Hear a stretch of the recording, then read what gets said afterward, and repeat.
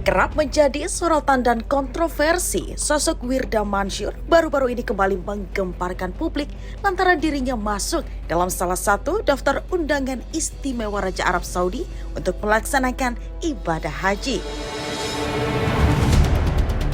Sontak, hal ini pun menuai banyak tanya netizen. Bagaimana bisa? Ya, sempat dianggap bualan semata. Wanita kelahiran 29 November 2001 ini pun membuktikan bahwa keberangkatannya ke Tanah Suci melalui jalur undangan Raja Arab merupakan sebuah fakta.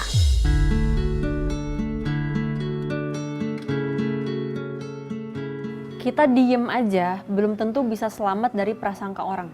Setiap orang kan bebas lah dengan prasangkanya masing-masing, suuzonnya, husnuzonnya, persepsinya, itu biarin aja. Kadang kita cuma diem nih, nggak ngapa-ngapain. Terus ada orang yang bilang, diem aja dari tadi gitu kan, nggak ada yang selamat lah dari persepsi orang gitu. Jadi memang selagi itu sifatnya suuzon dari manusia, aku rasa sih ya udah nggak apa-apa lah. Ketika aku sampai di sana, itu Masya Allah bayangan aku tuh kayaknya nggak mungkin gitu bisa tawaf sampai ke Ka'bah. Tapi Masya Allah pada saat itu aku tawaf, bisa benar-benar di samping Ka'bah, bisa benar-benar megang, bahkan hanya sejengkal dari Hajar Aswad. Tapi aku memang memilih untuk tidak masuk ke Hajar Aswad, walaupun bisa, aku milih enggak, karena biarkanlah kesempatan orang-orang yang lain. Karena kan kita nggak tahu, barangkali ini adalah kunjungan pertamanya di Tanah Suci. Insya Allah aku yakin kapan-kapan kita bisa balik lagi lah. Tapi kalau haji kan ini hanya sekali seumur hidup gitu. Kau tempatku meminta, kau beriku. Hal terberat salah satu ujiannya mungkin hanya panasnya aja sih. Itu panasnya luar biasa. Sampai suatu ketika aku harus keluar untuk lempar jumroh. Dan itu padahal jarak antara maktab aku sama tempat jumroh itu bentar banget. Tapi Masya Allah aku tuh udah banjir keringat dari ujung kepala sampai ujung kaki. Makanya aku bersyukur banget, ya Allah, alhamdulillah rezeki aku bisa ibadah haji usia muda. Kalau enggak mungkin gue gak kuat gitu kan.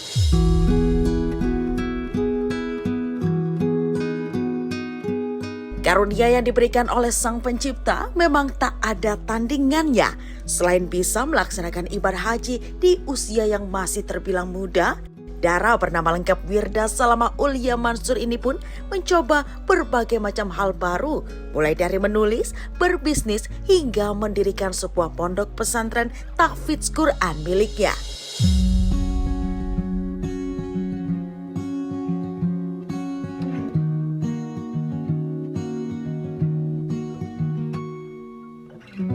Assalamualaikum sahabat cantik. Alhamdulillah hari ini Wirda mau nunjukin ini adalah pesantren yang Wirda kelola sendiri dan keseharian Wirda ada di sini. Yuk kita intip kayak apa keseruannya.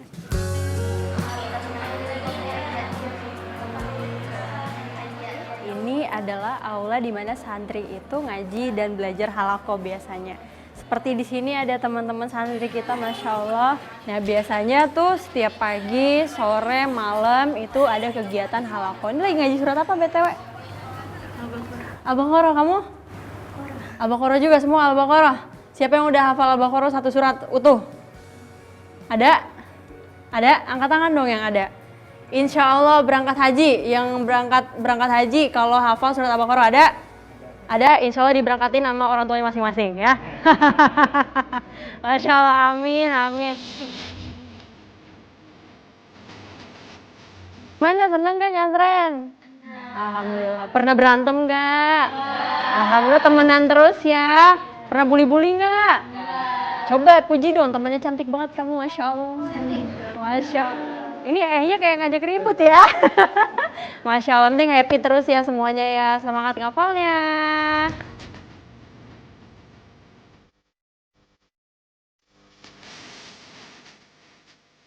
Nah sahabat cantik, alhamdulillah kita udah sampai di asrama tempat santriwati tidur.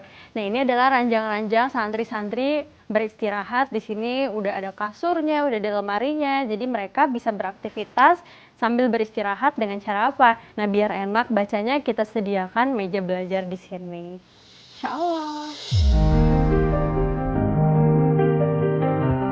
Berada di puncak kesuksesannya dalam berkarir, nyatanya tak membuat kisah asmara putri sulung Ustadz Yusuf Mansur ini pun berjalan mulus.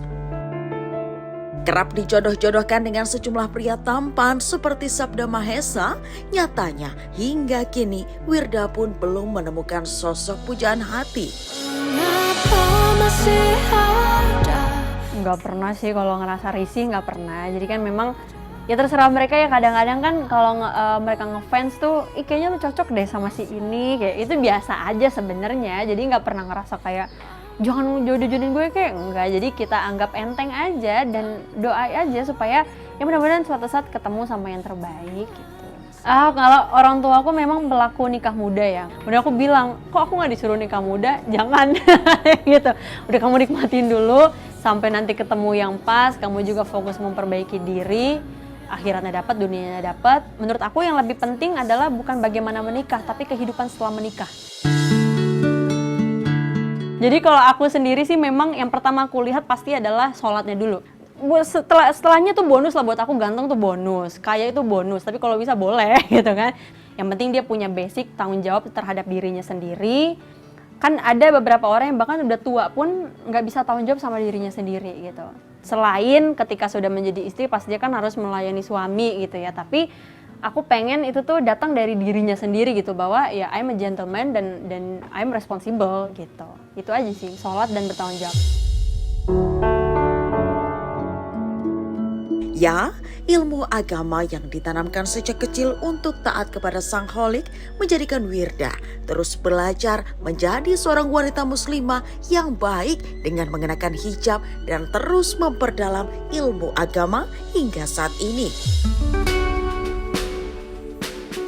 Jadi memang aku tuh mulai berhijab dari usia muda banget, dari usia 6 tahun.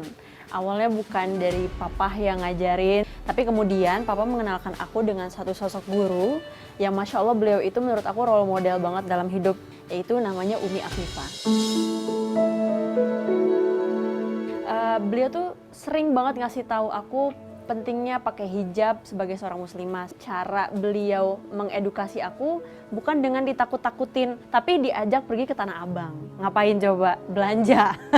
Jadi diajak ke sana, terus ngelihat kan dulu tuh banyak ya hijab yang instan, ada payet-payet, ada model-model anak kecil tuh pasti suka banget, ada kupingnya, ada apanya. Nah, aku diajak belanja ke Tanah Abang, beli kerudung-kerudung yang lucu, kemudian aku trial pakai hijab. Jadi dari situlah aku belajar dan nggak pernah sama sekali ditakut-takutin soal azab dan neraka seperti itu.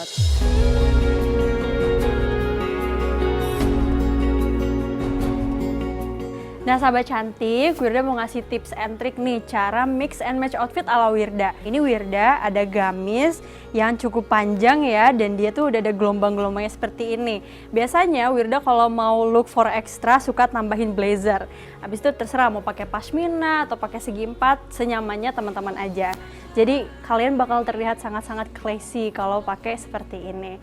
Kemudian yang kedua, ini biasanya Wirda pakai kalau lagi pengen santai, casual. Kalau tadi acara-acara, kalau ini casual. Ini sebenarnya di dalamnya tuh gamis polos ya. Tapi lagi-lagi Wirda pengen look for extra, jadi ditambahin blazer seperti ini. Karena ini udah warnanya nude, dalamnya putih, hijabnya boleh hijab yang warna gelap, tinggal dipaduin sama tas dan juga sepatu yang bagus supaya nanti hasilnya jadi perfect. Penasaran gak sih kayak apa? Kita coba yuk di antara salah satu outfit ini. Nah sahabat cantik, ini dia hasil outfit mix and match ala Wirda. Gimana? Kalian suka nggak kira-kira?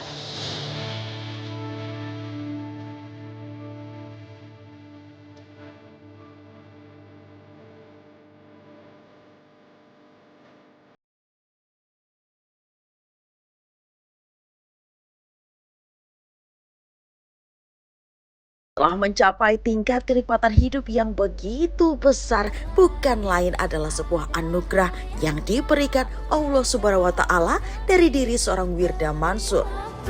Terlebih hal ini pun tak lepas dari perjuangan serta doa yang dipanjatkan kedua orang tuanya, Ustadz Yusuf Mansur dan Siti Maimunah. Sosok orang tua di mata aku tuh luar biasa. Jadi ibarat kata kayak yang menopang anak itu buat aku ya, itu adalah doa orang tua. Karena mama itu aku saksi hidup banget, mama itu selalu bangun tahajud. Tapi itu karena mendoakan kami, mendoakan suaminya, orang tuanya, Kemudian kalau papa juga bener-bener hidupnya 24 jam nggak lepas dari Quran. Kemana-mana selalu ngaji, kemana-mana selalu ngaji. Jadi aku sama sekali nggak pernah melihat sisi buruk dari orang tuaku, sama sekali nggak pernah. Pesan dari orang tua, yang aku selalu ingat gini, papa bilang, Kak, pandangan papa sama pandangan mama itu terbatas. Tapi pandangan Allah itu tak terbatas.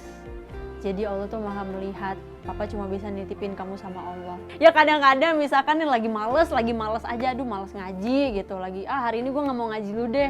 Oh ya Allah maha melihat, kayak gitu-gitu loh. Ya perasaan-perasaan seperti itu yang aku selalu ingat terus. Yang kesana kemari kau anggap aku tak cukup.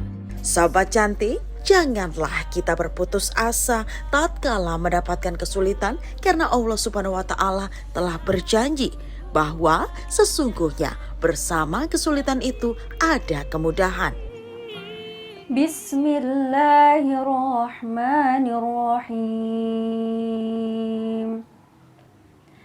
Alam nashrah laka sadrak wa wada'na 'anka wizrak الذي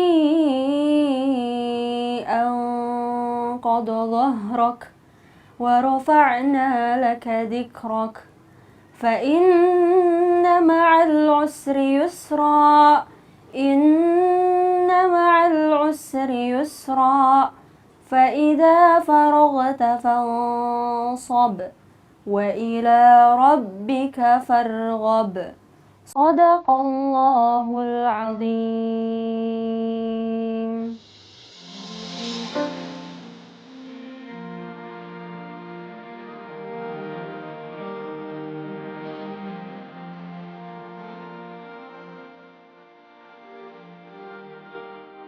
Nah pas abis haji itu kok kayaknya malu sama Allah gitu ya kalau misalnya masih, dan memang kan wajib ya buat perempuan gitu. Terus bismillah, saya niatin abis haji itu ingin lebih baik lagi gitu ya, lebih nambah lagi lah apa yang buat kita kasih sama Allah, karena memang Allah udah ngasih banyak lah menurut saya gitu.